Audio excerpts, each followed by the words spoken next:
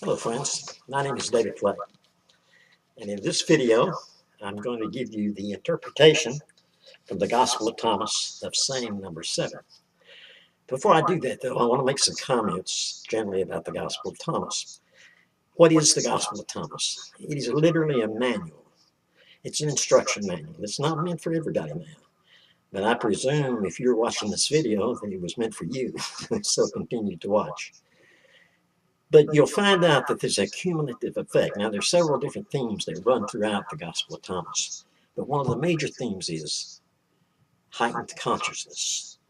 You will find out as you watch each one of these videos and as your experience with interpreting each of the sayings increases, and it will, and the meanings will sink in and have deeper and more profound meanings than the superficial meanings that sometimes they have on the surface. But there's a cumulative effect. It's an amazing thing about this Gospel of Thomas. Whoever did construct it, whether it was Thomas, the actual twin of Jesus, or someone else, some other mystic that did it in his name, they did a marvelous job because it does the job. It is literally a magical book. It is probably, in my opinion, the most important Christian document that we have. Now, by Christian, when I use the word Christian there, I do not mean mainstream Orthodox Christianity like down on the corner church. I mean the early teachings of Jesus. Jesus never intended to start a church. That was not his intent. Jesus was a rabbi. He was a devoted Jew. Most of all, he might have wanted to improve his own religion and expand it a little bit and get out from under the rigors of orthodoxy that seemed to suppress the Jewish religion at that time with the Pharisees and the Sadducees and different ones. He certainly wasn't in agreement with them, but he had no intention of starting a religion. I mean, that's clear. Any minister that's been to seminary, to a qualified seminary school, knows that. They know that very well. I don't know whether they say it in the pulpit or not. They might value their job more than that, but they know very well that that's true. Christianity is a man-made, Christianity as we have it today, the Baptists, the Methodists, the Roman Catholics, the Lutherans, it's a man-made religion, made by men less, more politically inspired, let's say, than spiritually inspired. But the Gospel of Thomas, in the Gospel of Thomas, we have a document that most scholars, most authorities believe is closest to the actual time of Jesus. So the sayings as they're quoted, their profundity and everything that they have about them, it speaks of deep mysticism and the magic that goes along with deep mysticism. It speaks of an earlier time than the Christianity that we're familiar with. I would have to call it, I would say, Jewish mysticism, ancient Hebrew mysticism, ancient, if you will, ancient Hebrew magic. Because the Gospel of Thomas, you'll find out if you continue to study these videos and watch them. And you might want to subscribe down below. I want to remind you to do that so you can be sure and get back and watch some more videos when they come up. I'm going to try to put up 2 a week. I've been remiss in my duties of doing that in the past year, but all that's changed now. So I'm going to make sure that these videos go up. I mean, I have literally umpteen videos that we have to put up. At least in that last count, about 35. So there'll be plenty to watch. Also, we have a website that will be online by, say, around July the 4th. And we'll put it on the bottom of these videos so you can be sure to go to that website. Because it'll be chock full of information also, additional information. But anyway, I wanted to explain to you a little bit about the Gospel of Thomas. It is a manual on increasing consciousness, number one, and most important. You can make no great spiritual progress, none whatsoever, unless you increase your conscious awareness, your spiritual awareness, if you will. I don't mean that you have to become holier than thou, a monk or anything like that, but you do have to become more aware. That's the key word, more aware of the reality behind the reality. And that's what the Gospel of Thomas teaches us. It seems like it focuses on just a few things, on 114 sayings, but it covers so much more. Some of the sayings, as you'll see as we go along in these videos, have layer upon layer upon layer of meaning, fascinating meanings. It would just literally blow your mind. Of course, I explained in the other videos how I came by this information. It was somewhat of an unconventional source, but a verified spiritual source, nevertheless. And the way you know these videos are right, do they sound right to you? Listen to them. Listen to the interpretation. Does it sound like the right interpretation? Some of these interpretations, some of these scholars have put on the internet, and in certain books that I have been exposed to, they're bizarre. None of this is bizarre. It's very simple.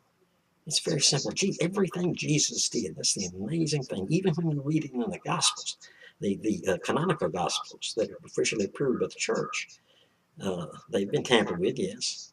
But for some reason, the glorious simplicity of Jesus in his very curt way of saying things and saying it in a very direct way comes through. And so the truth does come through even there, even in spite of the manipulations done of the church over the last 2,000 years. So with that being said, let's get right into the interpretation in this video of saying number 7. If you have a copy of the Gospel of Thomas, you can read along with me. This is saying 7, or logia 7, you can go by the Greek. And I quote, Jesus said, "Lucky is the lion that the human will eat, so that the lion becomes human. And foul is the human that the lion will eat, and the lion will still become human." Now, if that's not a Zen koan, I don't know what is. Let me read you one more time so that make sure that those that don't have a copy of the Gospel of Thomas can follow along with us. Jesus said, "Lucky is the lion that the human will eat, so that the lion becomes human. And foul is the human that the lion will eat, and the lion will still become human." What this is expressing is man is a very special creature on this planet. There may be other planets with other creatures that are more special than us, but on this planet, we're top dog. And the one thing that distinguishes us from the animals around us is that we have a higher nature. And that's what the Gospel of Thomas is all about. It's teaching us to reach for and to ascend to that higher level of nature, the higher nature of consciousness. When we subject ourselves to our lower nature, then we're consumed by the lion. And we become like the animals that are around us. Now, this is not to say anything bad about the animals around us. They have their respective place.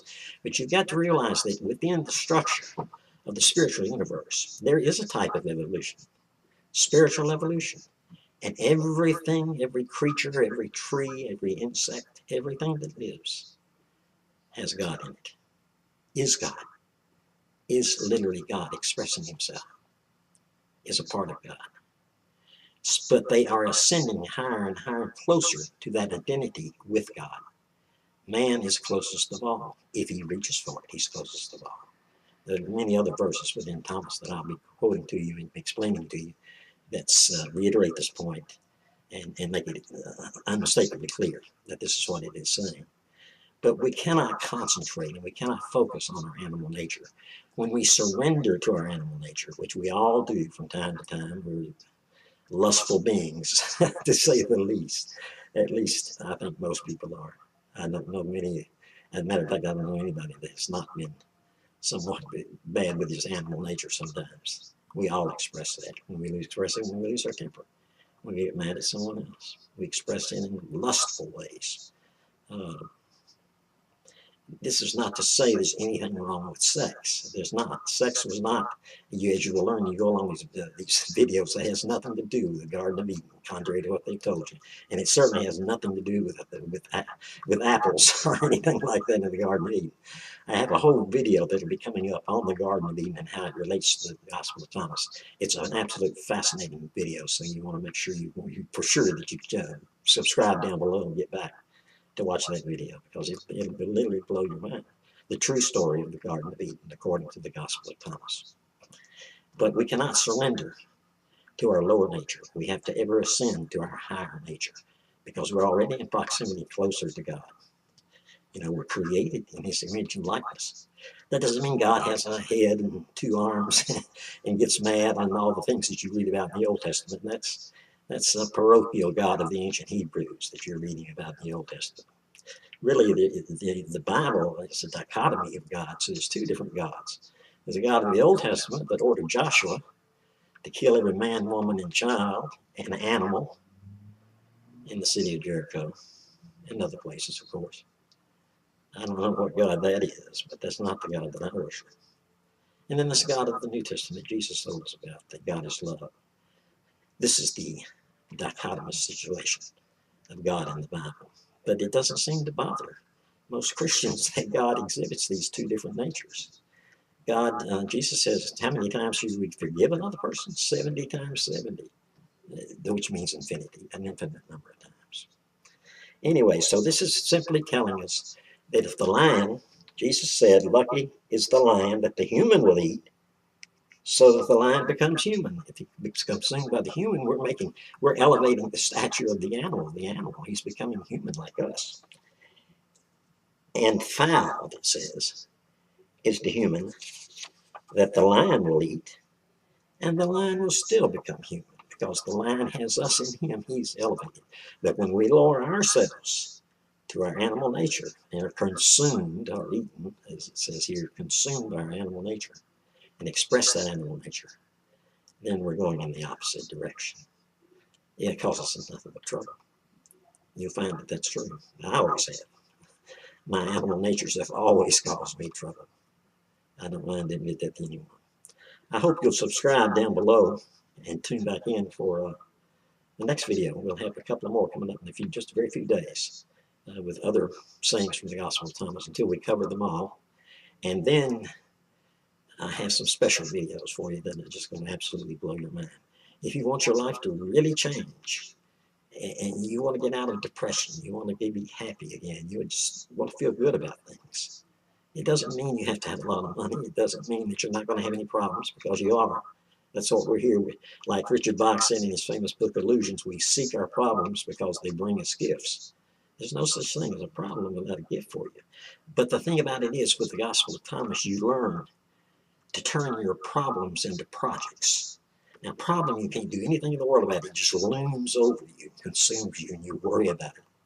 But if you turn a problem into a project, and you have some spiritual, psycho-spiritual, or spiritual means to take care of that, and to address that problem, which the Gospel of Thomas also gives you, you may be surprised to find out that you'll find out very soon in some other videos, then you have a way of dealing with any problem. Any problem. I don't care what it is. Any problem. We're not going to get out of this world without problems, but it's how we handle those problems and the means we use to solve those problems. And believe me, the Gospel of Thomas is your door out. If you think the law of attraction is something, you don't know anything yet. Do you see what the Gospel of Thomas has in store for you? Okay, I look forward to it, and I'll see you all in the next video. Thanks. Have a great day.